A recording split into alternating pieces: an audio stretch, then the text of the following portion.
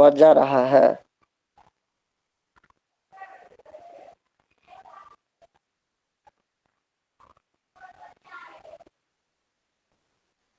पंकज, मनमोहन, ऋषु,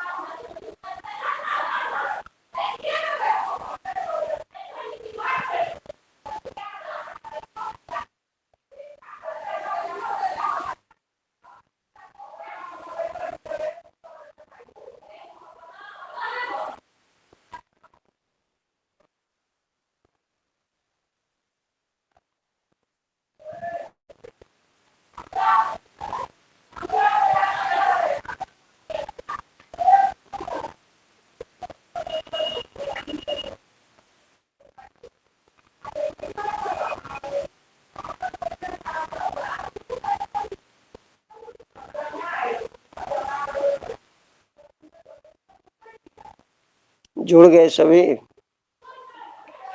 हाँ, तो डीएस की चर्चा हम लोग करें। आवाज क्लियर है?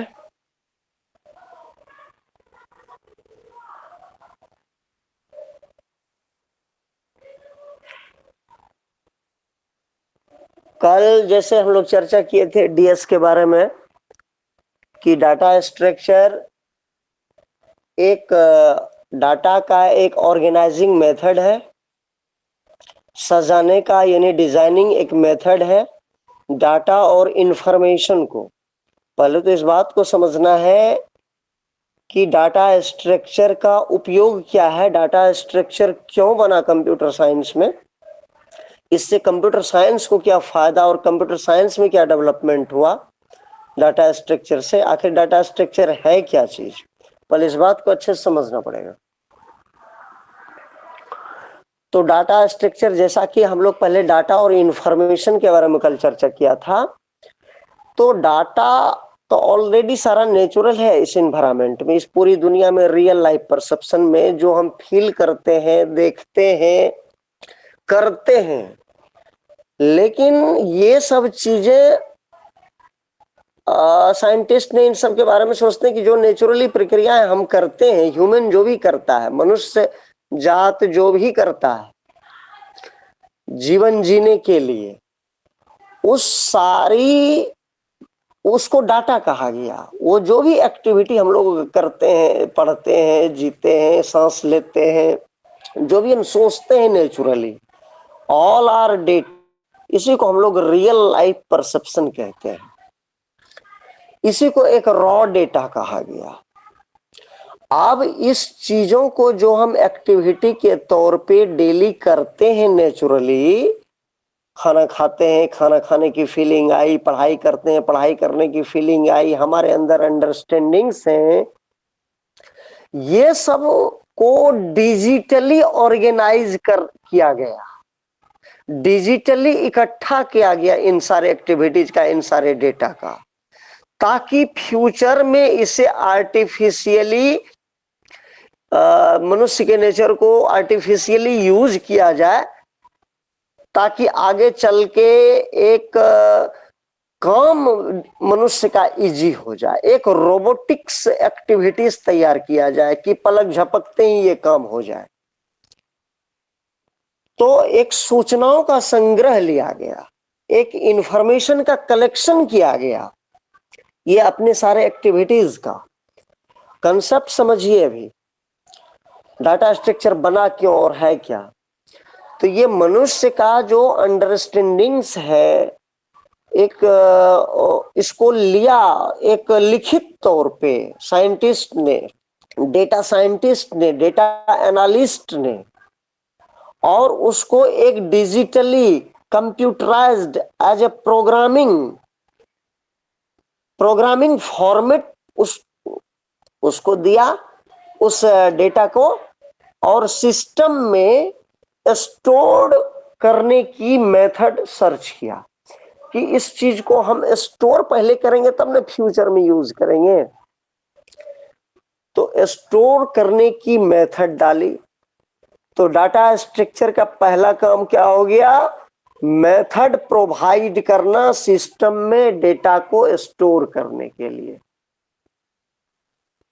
सिस्टम में मनुष्य के डेटा और उसके इंफॉर्मेशन को परमानेंट स्टोर करने के लिए एक मेथड तैयार किया जाए, दैट इज कॉल्ड एल्गोरिदम। उसको हम लोग क्या बोलते हैं? उस ऑर्गेनाइज डेटा और इंफॉर्मेशन के ऑर्गेनाइज करने के तरीके को एल्गोरिदम।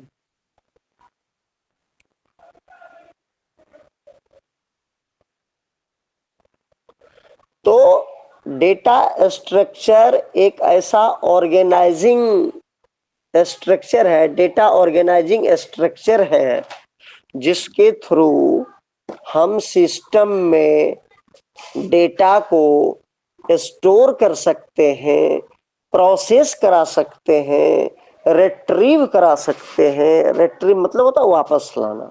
रिट्रीव करा सकते हैं, अपने अनुसार उसको मनुष्य के लिए यूज कर सकते हैं। तो इसी प्रकार के एक ऑर्गेनाइजिंग करने का जो ये मेथड है डेटा का, इसी का नाम है डाटा स्ट्रक्चर। इसी का नाम है डाटा स्ट्रक्चर। तो डाटा स्ट्रक्चर में हम लोग मेनली क्या पढ़ते हैं? डेटा और इंफॉर्मेशन के बीच ऑर्गेनाइजिंग तालमेल, ऑर्गेनाइजिंग कनेक्टिविटी, तालमेल।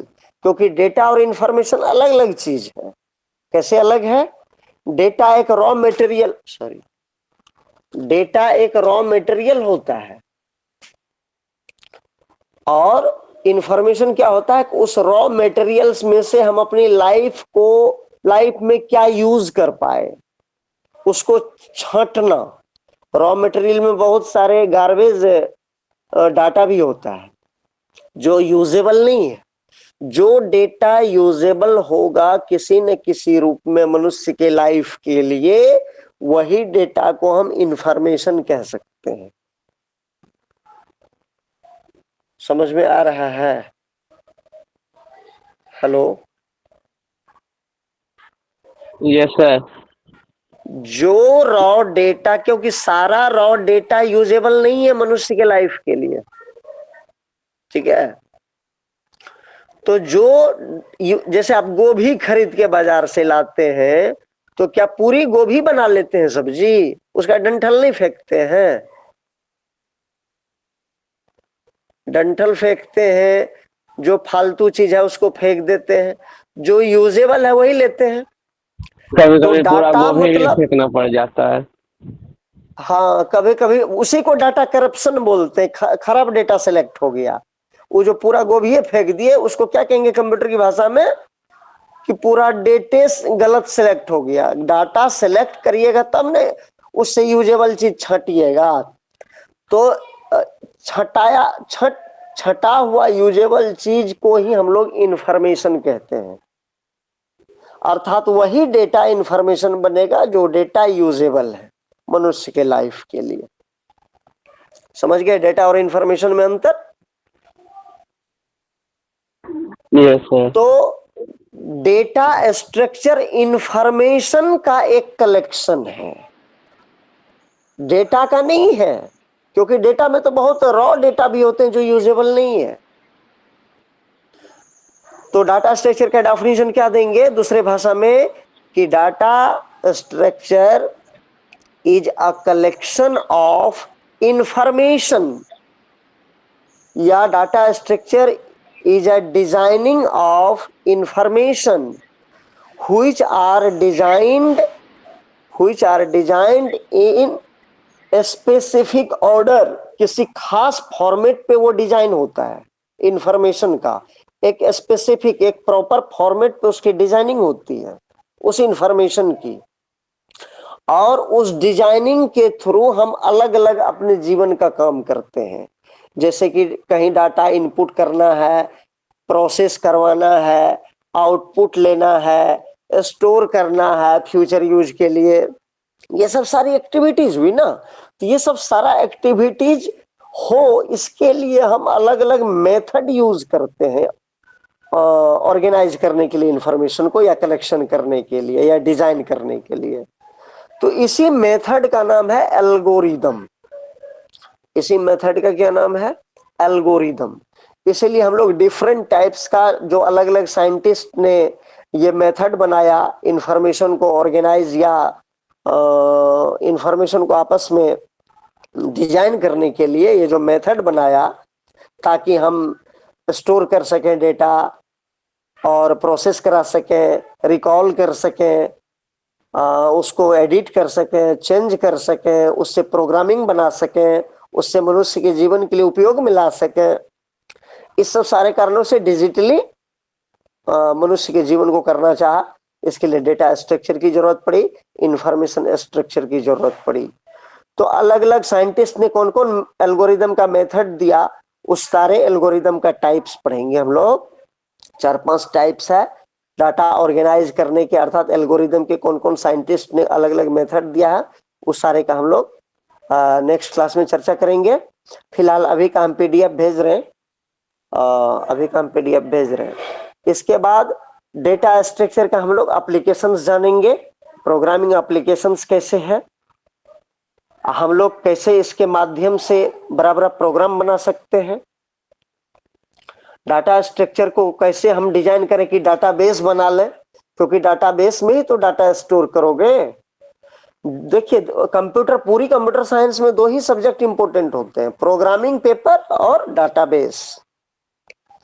2 पेपर को आपको मजबूत करना पड़ेगा, चाहे बीसीए करें कि बीटेक करें कि एमसीए करें कि एमटेक करें। पूरी कंप्यूटर साइंस की दुनिया में 2 पेपर महत्वपूर्ण होता है आगे कैरियर के लिए।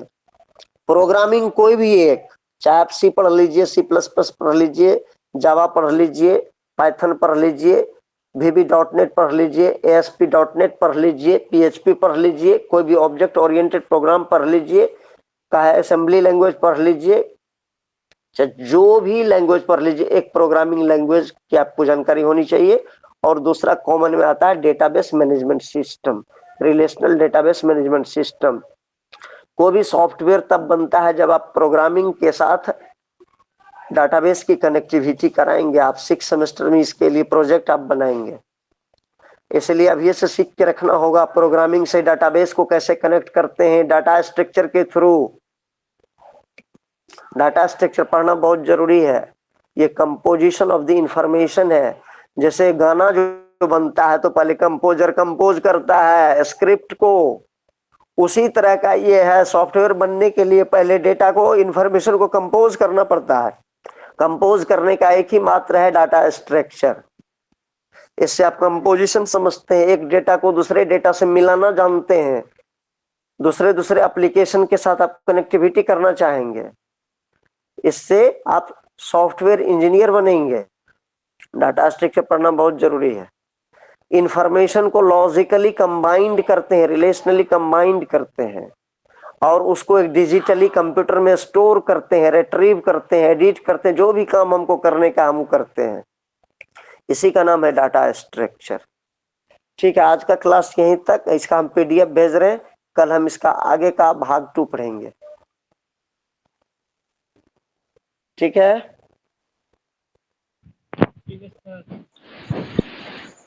समझ में आया? कल इसका हम संडे पीडीएफ भेज रहे हैं।